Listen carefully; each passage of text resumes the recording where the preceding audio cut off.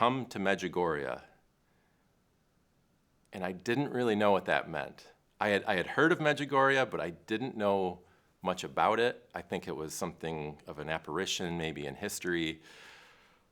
But I felt compelled to go home right away and buy a plane ticket. So the next day, I'm kind of beating myself up for being impulsive and decide to go online to maybe cancel the ticket and come to my senses and be more responsible from here on out.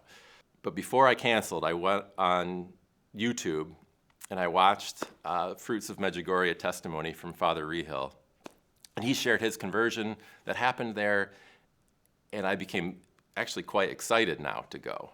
So instead of canceling my ticket, I changed the dates to extend it so that I was here for 2 weeks instead of 1 week. And I continued to research more and started to see that this is like an active volcano of grace, and there are so many miracles and conversions coming out of Medjugorje that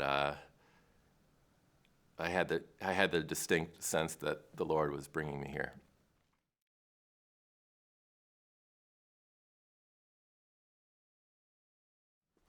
My name is Luke Niewiadomski, and I'm a seminarian in New York. But I grew up in Michigan through the 90s.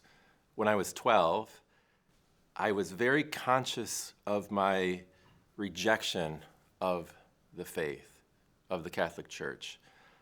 I believed that I knew better. And it's such a powerful, vivid memory that I believe it had a real spiritual significance in my life. From that day, I was effectively atheist, and I went on living my life with a lack of spiritual meaning. And going forward from there, I was interested in technology, so I went to school for engineering, graduated in electrical engineering, top of my class. But I was also quite caught up in drinking and drugs, and in the sense of needing something more than me to find happiness. And it was at that time that I met a Buddhist monk, and he told me about the promises of freedom from all suffering. And this captivated me so much that I ended up joining a temple and became a Zen Buddhist monk for about 10 years. And that was in Detroit, in California, in Korea. And I lived this rigorous life of self-denial. And I did find some benefit from that. I did experience a lot of peace, but never deeply satisfied. For those reasons, among others, I ended up dropping out, like leaving the temple, ultimately to pursue a relationship, but also, to pursue a career and kind of take on the American dream, maybe you could say, try to build a happy life through these more common means. I dusted off my engineering degree and went headfirst into a career.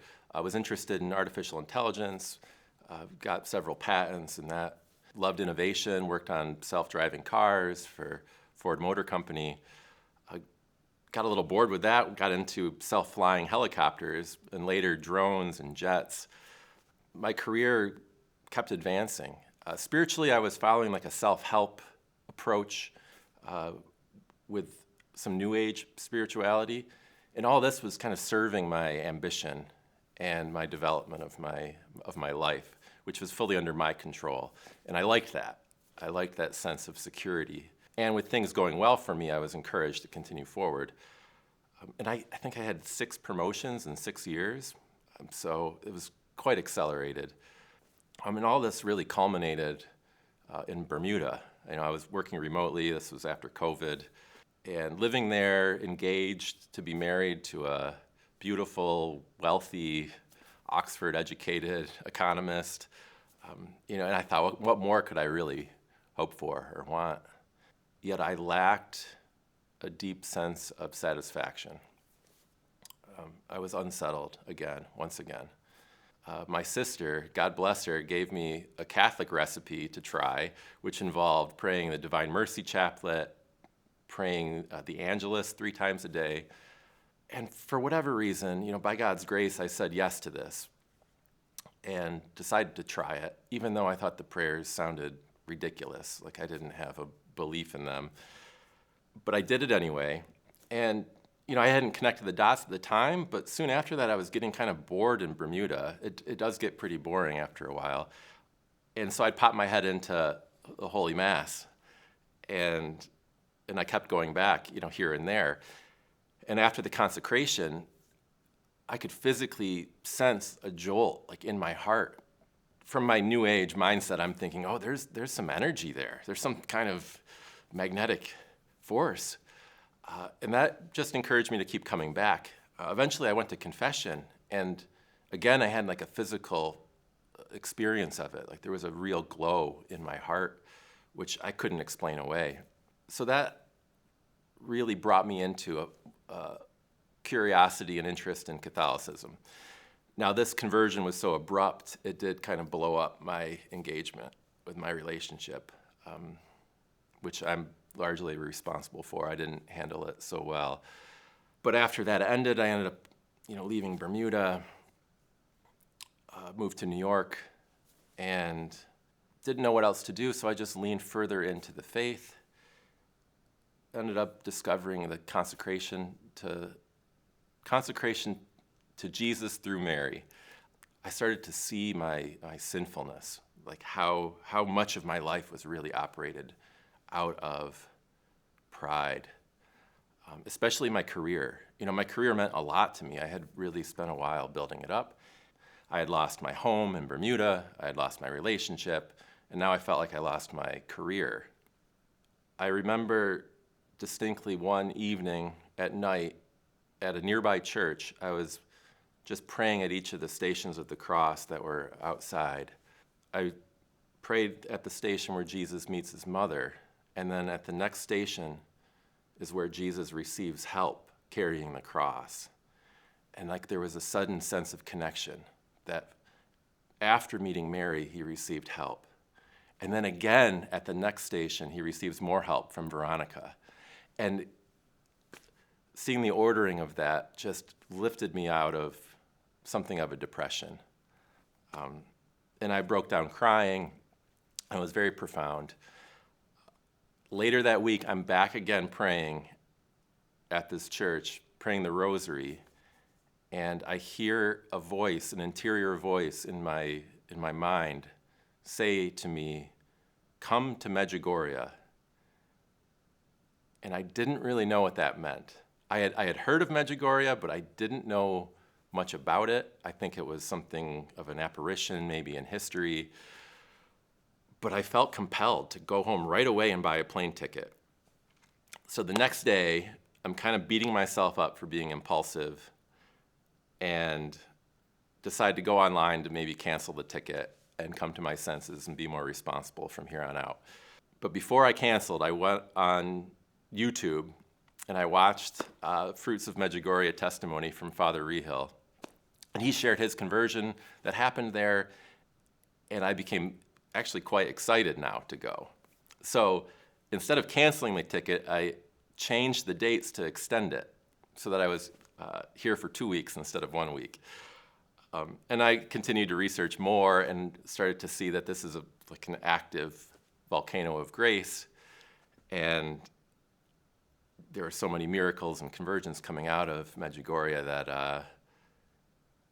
I had the distinct sense that the Lord was bringing me here. So fast forward a couple weeks later, I'm at the airport on my way to come here, and there's Fr Dan Reehil. Father Dan and his friend Ann Vucic take me under their wings and just said, "Come join our group." And during that time, I suddenly had an extreme shift in my heart where I began to trust God in a deep way like I had never experienced in my life. So I rode with Father Dan to Medjugorje, and as soon as I got out of the car, I felt a lightening of my spirit. And I hadn't experienced anything like that since I was a child. It was very familiar to me from so many decades ago, like a child on Christmas.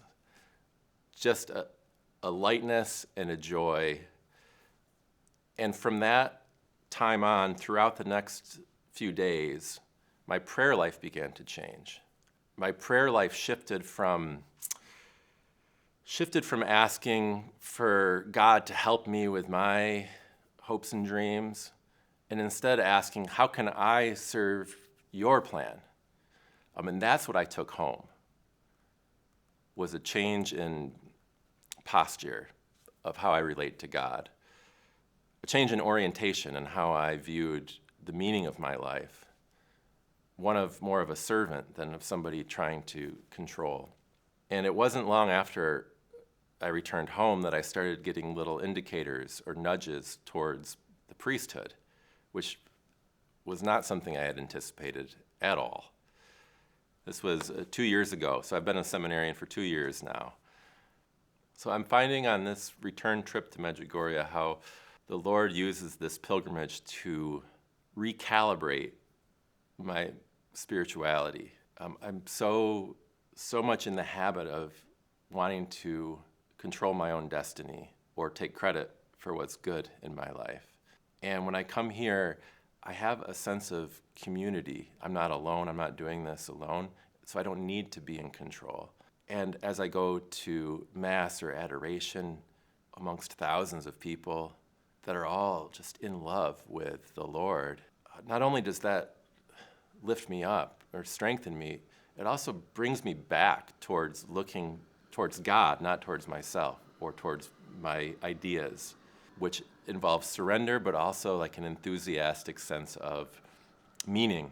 Like I'm doing this for Him, and Our Lady's using me. And when I think of seminary, I don't think of it as like a choice. I think of it like a gift.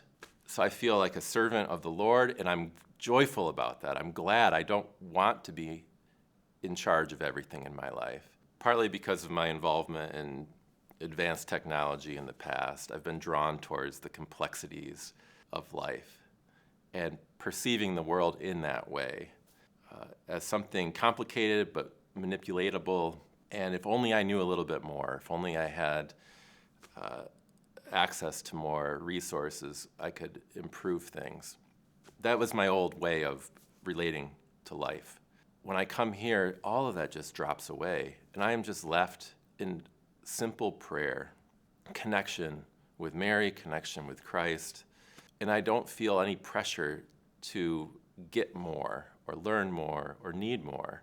I feel like I have enough and that I am enough, and there's such a relief to that. It's deeper than just relaxation. It's like a relaxation of the soul, a rest, a true rest. I can understand now why people keep coming back here. One of the things I'm looking back that I'm most grateful for was that I decided to come here without fully understanding it. I was like, just go and ask questions later, which is the same experience I had when I was praying Divine Mercy or the Angelist. It's like, just try it. The consecration to Our Lady, just try it. And coming here, now that I'm looking back, I'm so glad I didn't say no to it, because I had the option to say no in favor of some other plan that was either safer or more understood or more comfortable, or that people wouldn't ask me as many questions about. So I'm just grateful for whatever grace that was that helped me to say yes to the invitation. So people talk about the fruits of Medjugorje, mainly the fruits of conversion, which I can testify to in my own life. But where that's bearing out further is the fact that my entire life now is one of wanting to be of service to the church, to the kingdom of God. And without that vocation, I was left lacking a mission. And so I have a great space in my heart for those that are searching for a vocation in their life, because it's given me meaning, but that meaning is also now extending towards other people. And that has given me the real security and peace and trust that I always was looking for in all these other false starts in my past. And I didn't find it on my own accord. It was gifted to me, which makes it all the more special. I'm very grateful to have such a close relationship with Our Lady, because not only did she help shuttle me into the church and into the sacraments, but that she's still here helping guide like the direction I'm going within the faith. Because I'm seeing, the Catholic Church in particular is very broad, more than any other religion by far. And so there's so many ways I could approach it. But the way I want to approach it is whatever God's will is for me and how to live this out. I can't figure that out on my own. And I believe it's her that's helping direct me along the path that is designed for me personally within this wide church. So if I were to give advice to anyone who hasn't been to Medjugorje or doesn't have maybe a close relationship with Our Lady, I would say, first of all, to ask the Lord in prayer very openly and very directly, how can I serve you? Because that was ultimately what allowed the Lord to work so profoundly in my life. And also to come to Medjugorje because, again, I don't understand what's happening here, but something is. The Lord is using this place to change hearts in ways that one wouldn't be able to predict ahead of time, but so many of us are just so grateful that we took the chance and came here.